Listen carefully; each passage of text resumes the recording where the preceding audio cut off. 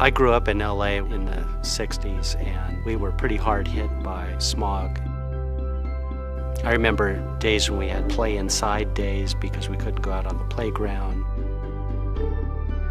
I can actually remember early in my career spending time on the job out here in Los Angeles and having routinely to deal with smog alerts where it was recommended that you stay indoors.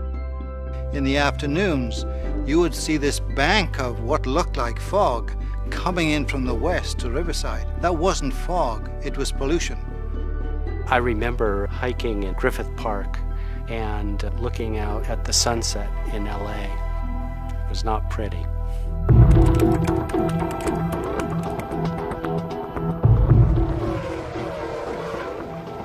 From our earliest years, we've been very focused on racing. What racing teaches you is to fight for fair rules.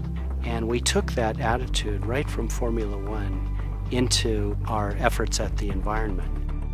I think today people take for granted clean air. If you look back to 1970s, it was a large social issue, a public debate that was taking place. The big result of the concern about air quality was, of course, the Clean Air Act. And you had a lot of auto companies that opposed it and said it couldn't be done. The number of companies that were actually proactive were very few. Honda was one of those companies. Honda had a positive attitude towards these new regulations. We'll compete and we'll win. During the regulatory process, we were saying, well, Honda can do this, why can't others do it? One example of their technological leadership and environmental stewardship was the development of the CVCC engine technology.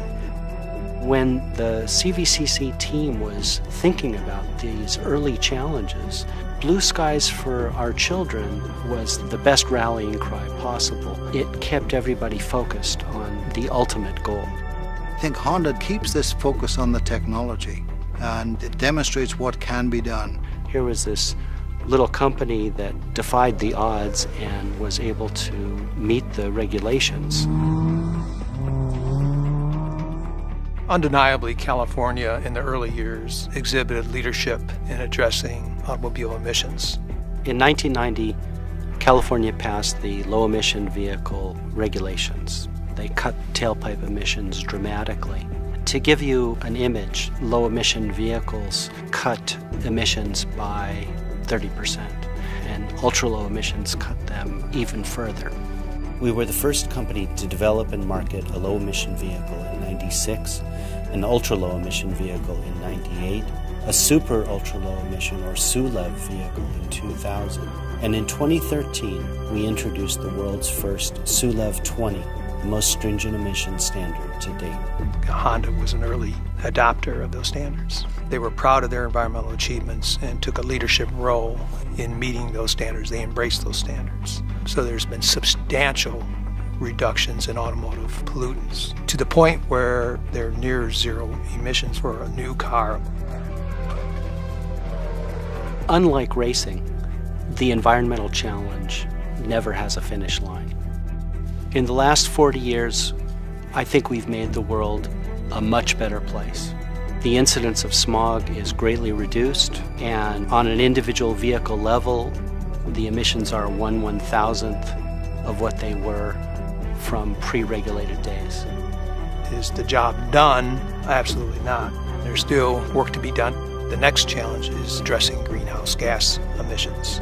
I would say that is a major challenge for the industry. The new race is now to reduce greenhouse gases. We want to develop next generations of vehicles that will have that equivalent leap forward on climate change in the next 40 years as we've had on air quality in the last 40.